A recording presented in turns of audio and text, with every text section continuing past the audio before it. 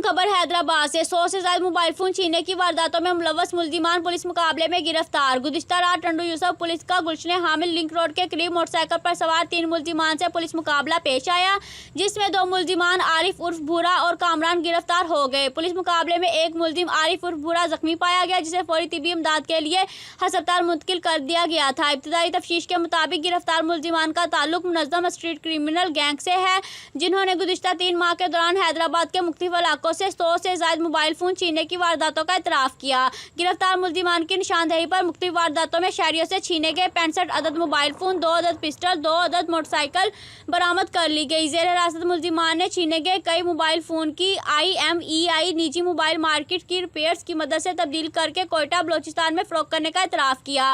गुज़िश्ता 3 माह के दौरान मुल्जिमान ने थाना मार्केट, सखी पीर, फलीली सिटी A सेक्शन और B सेक्शन की हदूद में मतवातर वारदातों का इतराफ़ किया।